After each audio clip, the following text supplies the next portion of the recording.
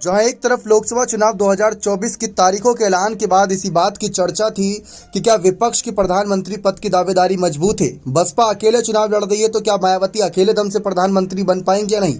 इस बीच उत्तर प्रदेश की सियासत को गरमाने वाला एक बड़ा बयान दे दिया है उप मुख्यमंत्री केशव प्रसाद मौर्य ने।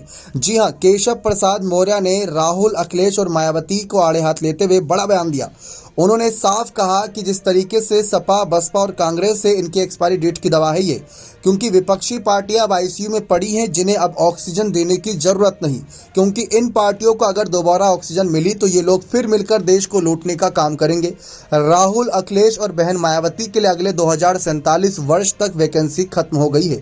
उप मुख्यमंत्री ने कहा कि भाजपा तुष्टीकरण की राजनीति नहीं करती, भाजपा लोक कल्याण के लिए काम करती है। देश के प्रधानमंत्री नरेंद्र मोदी भारत के उज्जवल भविष्य और विकसित भारत के लिए लगातार काम कर रहे हैं। सबका साथ, सबका विकास भाजपा की नीति है। भाजपा सरकार किसी के साथ भेदभाव नहीं करती। गरीब का कल्याण हमारी सरकार का एजेंडा है, ये साफ साफ उन्होंने कहा। इसी के साथ साथ उन्होंने बीजेपी के 80 की 80 सीटों पर उत्तर प्रदेश की दावा ठोकते हुए ये कहा कि इस बार जिस तरीके सरकार ने कश्मीर से धारा 370 हटाई, इस बार हर बूथ पर 370 वोट अतिरिक्त लेने का लक्ष्य ही पार्टी ने रखा है। उन्होंने कहा कि देश की जनता ने सपा, बसपा और कांग्रेस का सफाया करने का मन बना लिया। तीसरी बार देश की बागडोर मोदी जी के हाथों सौंपने का मन बना लिया है देश ने। विपक्ष बौखलाया है, घबराया है और तिलमिलाया हुआ है।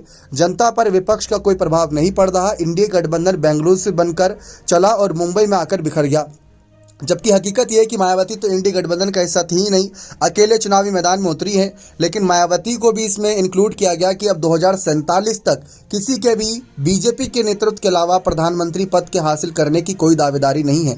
ये बड़ा बयान देते हुए यहाँ पर सभी को चौंका दिया है केशव प्रसाद मौर्य ने। अब देखते हैं इस पर अन्य नेताओं का क्या बयान सामने आता है। देखा जाए तो केशव प्रसाद मौर्य अपनी बयानबाजी को लेकर काफ़ी चर्चाओं में रहते हैं, लेकिन जिस तरीके से मायावती को भी इंक्लूड किया गया इस बार, राहुल, अखिलेश के साथ साथ, तो ये एक अपने आप में ही कहीं ना कहीं चौंकाने वाला बयान माना जा रहा है। अब इसका किस तरीके से मायावती जवाब देती हैं, ये देखना दिलचस्प रहेगा। बने रहे चैनल के साथ। बहुत बहुत धन्यवाद।